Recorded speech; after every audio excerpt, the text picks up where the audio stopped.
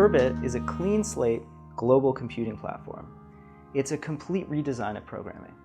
Urbit is a protocol, a language, an OS, a database, and a digital identity.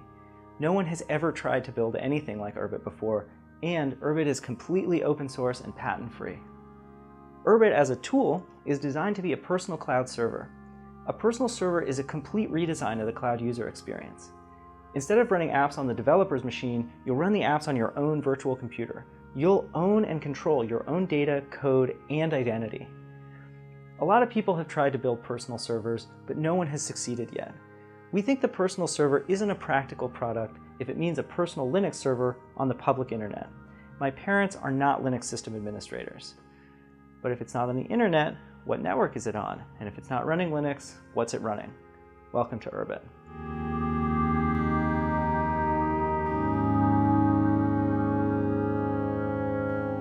When I first saw the internet, it was 1986. In 1986, the internet itself was a social network. The whole network was both safe and free. There was no spam, there was no advertising, no one even owned the internet. The internet won, we all use it today, but the internet also lost. We just use it as a digital modem to dial in to centralized servers. Facebook is the new AOL. As a peer-to-peer network, the internet is dead and it can't be fixed. And since we can't fix the internet, we need to replace it. And there's only one way to replace a network. We need to build a new internet on top of the old internet. And technically, our new network can't just be a copy of the old network, or we'll fail again. And it's not just the protocol we need to replace. One of the biggest technical problems of the old internet is that it's not just the 70s design, it's two 70s designs, TCP/IP and Unix. The next platform can't be broken in half. The OS and the protocol have to be defined as a single coherent system. So to really solve this problem, we need to redesign computing itself from a clean slate, and this time we have to get it right.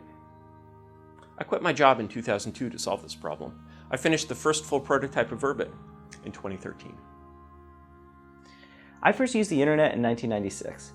For me, the internet was always centralized. I never experienced the alternative, but I knew it was possible. I assumed that the spirit of the PC would just sort of automatically extend itself to the server side. I thought the internet would evolve into a network of personal servers, since a general-purpose personal computer is such a fantastic tool. Today, there are a lot of projects trying to re-decentralize the web. When I saw the first prototype of Urbit in 2013, it was obvious to me that it was the right approach. There's a huge number of problems in building a decentralized network. Your instinct is to solve them one at a time, but that's exactly wrong. You have to solve them all in one coherent system.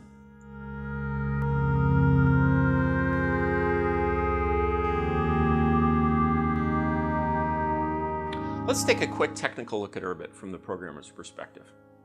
Urbit runs as a Unix process that uses UDP for its own encrypted peer-to-peer network, and HTTP to serve and query the web. It uses event-sourced persistence with an append log and a checkpoint, except that most databases don't send UDP packets. Urbit could be any normal database. But a normal database is a special-purpose storage subsystem. It's part of a computer, not the whole thing. Urbit is an ACID database, which is also a complete general-purpose virtual computer. We call it a solid-state interpreter. Imagine never having to move data between memory and disk again. Imagine a computer with one brain, not two. Imagine a world where a data type, a database schema, and a network protocol are the same thing. One concrete cause of centralization in today's internet is a difference in programming cost between a closed centralized solution and an open decentralized one. Let's say we're writing a tic-tac-toe app. In the centralized design, the game board is one data structure. Your score and mine are two variables. You'll be done in a couple of hours. As an open decentralized solution, you're building a federated system. You need a standard protocol for communicating tic-tac-toe moves. Maybe you should work through the IETF to write an RFC for OTTP, the Open Tic-Tac-Toe Protocol. You might be done in 2018. When solving a problem the wrong way takes 2 hours, and solving it the right way takes 2 years, it's going to get solved the wrong way. So why Urbit? For distributed systems, Urbit has pros and cons. The cons are, you need to learn a new functional language. The pros are, you get exactly once delivery of typed, validated, transactional, encrypted, and authenticated messages. It's still a little bit harder to build the distributed solution, but it's not orders of magnitude harder. Innovation is a responsibility. If you're making a big technical deviation, you need to show big technical wins. We think Urbit has these kinds of wins. and more than just these two.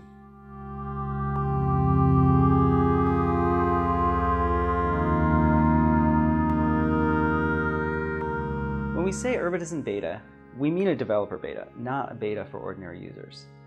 Urbit's a lot of fun to hack around on, but it's still a young platform.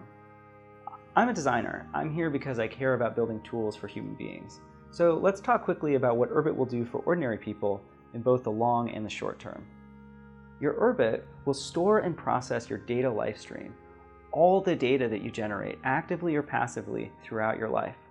As an open platform, you get to decide what code touches your data, and when you socialize, your Urbit will communicate directly with your friends' Urbits. It'll also publish on the web, which isn't going away anytime soon. Your Urbit will hold your keys and secrets so it can act as a trusted agent on your behalf. Your Urbit name even becomes your digital identity and anchors your digital reputation. It'll be a long time before everyone has an Urbit, and we'll never get there unless we can make Urbit useful to early adopters without relying on Urbit's own network effect. One easy use case today is self-hosted publishing. Urbit is a great personal web server. Just drop some markdown files in a folder and you're serving a self-hosted blogger site. Another is as a complement to decentralized and blockchain-centric apps. Consensus computing is great, but you want to use it only when actually necessary. To realize the full power of a blockchain, you need to use it from a computer that you own and control. Finally, the area we're most excited about is API aggregation. In a way, you already have a personal cloud server today. It's just spread out across all the services you already use.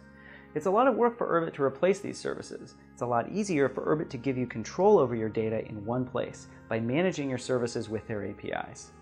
Your Urbit can let you program with and control the data in your services as if they were part of your computer. Imagine if you could LS your Gmail from the command line, or build a social feed that actually combined the stream of notifications from all your services. When you use an API from your own personal server, you're using an API key you registered for yourself. Most of the big services have terms of service that restrict the user experience of apps that use their APIs.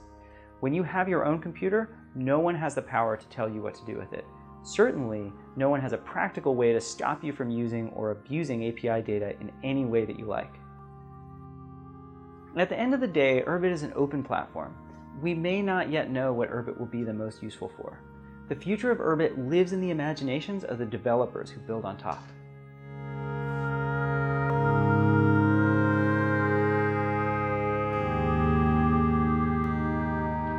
This is the first time we're offering Urbit address space to the public. From 2002 to 2013, Curtis funded himself. From 2014 until now, Urbit has been developed by a seed-funded startup called Tlon. We love our investors. The Tlon investors have helped take Urbit from a research prototype all the way to a credible beta. But Urbit was always designed to be an open source project that uses its own address space to fund itself. Open source doesn't work well for research, but the research here is done. How do we know? Because we believe that if the whole Tlon team disappeared tomorrow, Urbit would still succeed. For end users, Urbit still needs a lot of work. It needs better apps, it needs lots of bug fixes, optimization, and especially documentation. Funding Tlon makes sure these things get done. But our goal with this sale isn't just funding. As the owner of a star, you're not just a donor, you're a member of Urbit's first Congress. The buyers in this initial crowd sale will become Urbit's first independent governance body. Every network is a digital state. Urbit just understands that. We also understand that anarchy is not a viable option. Even Bitcoin and Ethereum have turned out to need governance. And at Tlon, we realize that a network in 2016 can't be governed indefinitely by some unaccountable corporation. Urbit must evolve into a responsible, self-governing digital republic. We've written a draft constitution for this republic and set aside a fifth of the address space to fund it permanently.